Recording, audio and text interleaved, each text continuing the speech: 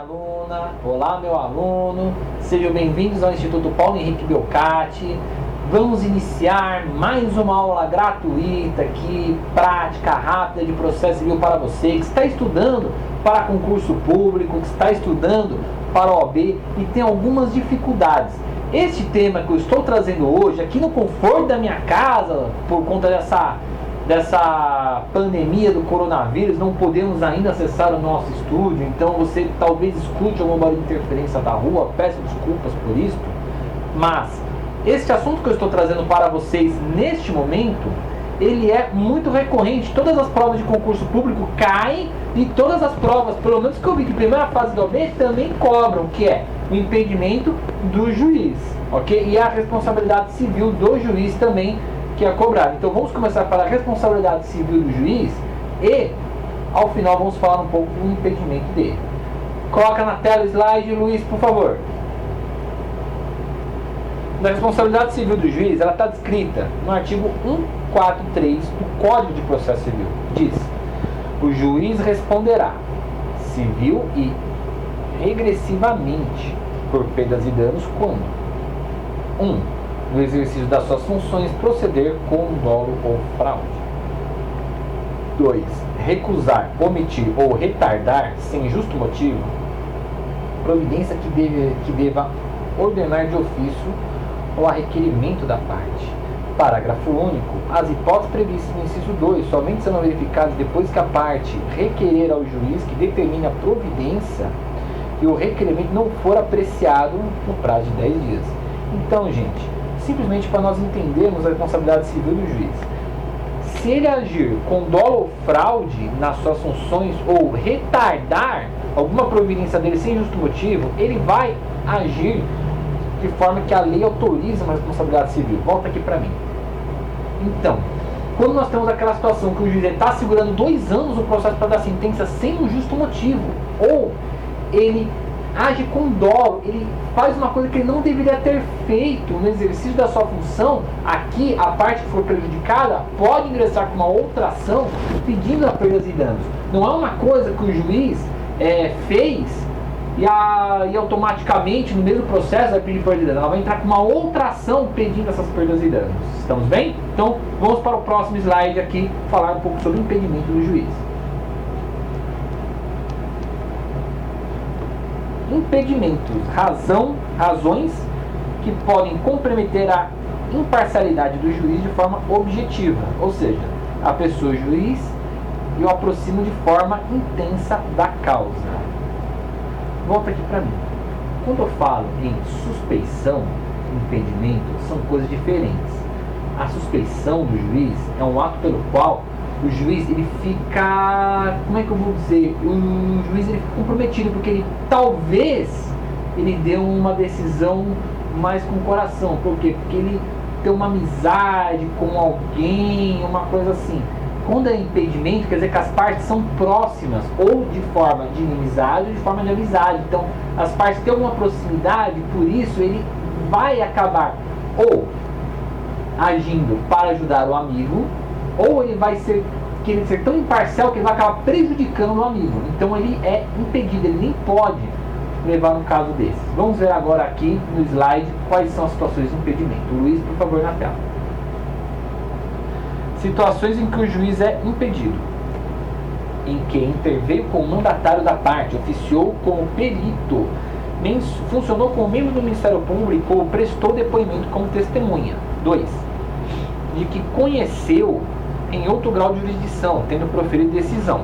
Essa daqui é uma regra para a segunda instância. Volta aqui que eu vou explicar.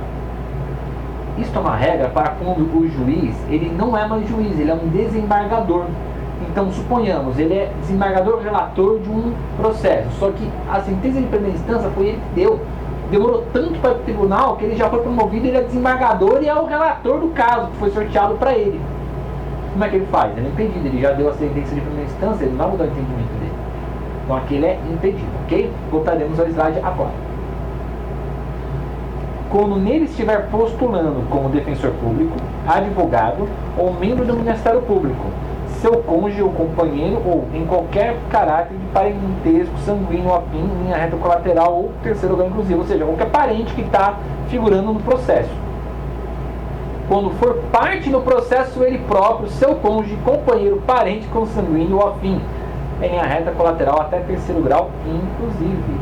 Vamos continuar daqui para o próximo slide, daqui mesmo. 5. Quando for sócio ou membro da direção de administração de pessoa jurídica parte no processo. Quando for herdeiro presuntivo, donatário, empregador de qualquer das partes. 7. Em que se figure como parte instituição de ensino com a qual tem relação de emprego, decorrente de contrato de prestação de serviço.